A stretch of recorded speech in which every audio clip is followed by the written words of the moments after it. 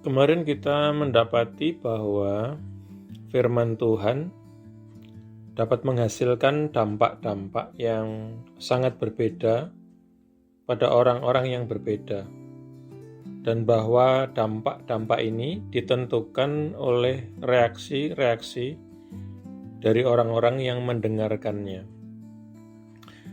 Oleh karena itu kita membaca dalam Ibrani 4 ayat yang ke-12, bukan saja bahwa firman Tuhan itu hidup dan aktif, tetapi bahwa firman Tuhan itu juga membedakan atau menjadi pembeda pikiran-pikiran dan niatan-niatan hati. Dengan kata lain, firman Tuhan itu menyingkapkan atau membawa keluar ke tempat terbuka sifat-sifat batiniah dan karakteristik dari orang-orang yang mendengarkannya, dan membedakan dengan tajam di antara berbagai-bagai tipe pendengar. Dengan cara yang sama, Rasul Paulus menggambarkan Injil yang membagi atau yang membuat pemisahan dan menyingkapkan karakter. Kita akan membuka dari surat 1 Korintus yang pertama, ayat yang ke-18. Sebab pemberitaan salib adalah kebodohan bagi mereka yang akan binasa, tetapi bagi kita yang diselamatkan, itu adalah kuasa Tuhan. Tidak ada perbedaan di dalam pesan yang diberitakan. Pesannya adalah sama kepada semua manusia.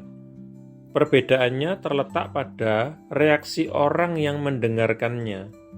Bagi mereka yang bereaksi dengan cara yang satu, pesan Injil itu tampaknya hanyalah kebodohan. Tetapi bagi mereka yang bereaksi sebaliknya, pesan Injil itu menjadi kuasa penyelamatan Tuhan yang benar-benar dialami di dalam hidup mereka. Hal ini membawa kita kepada fakta lain tentang firman Tuhan yang dinyatakan dalam ayat kunci Ibrani 4 ayat 12. Firman Tuhan tidak hanya hidup dan aktif, bukan saja ia membedakan atau menyingkapkan pikiran-pikiran dan niatan-niatan hati, ia juga lebih tajam daripada pedang bermata dua manapun.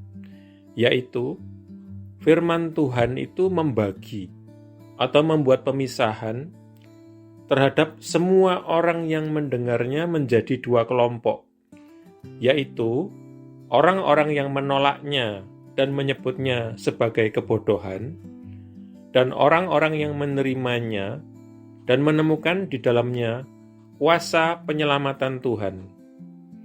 Dalam pengertian inilah Tuhan kita Yesus Kristus berkata dalam Matius 10 ayat yang ke-34, "Jangan kamu mengira bahwa aku datang untuk membawa damai."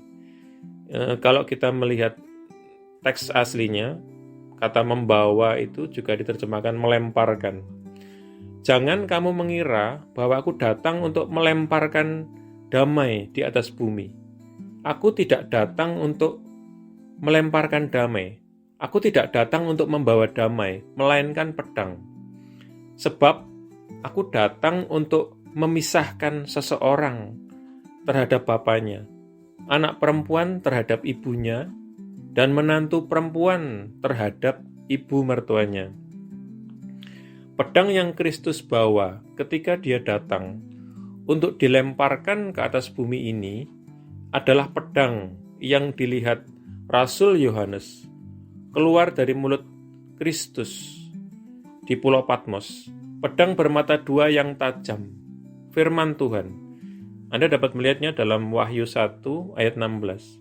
Pedang ini ketika ia menyebar ke seluruh bumi akan membuat pemisahan, bahkan di antara anggota-anggota rumah tangga yang sama, memutuskan ikatan-ikatan duniawi yang paling dekat.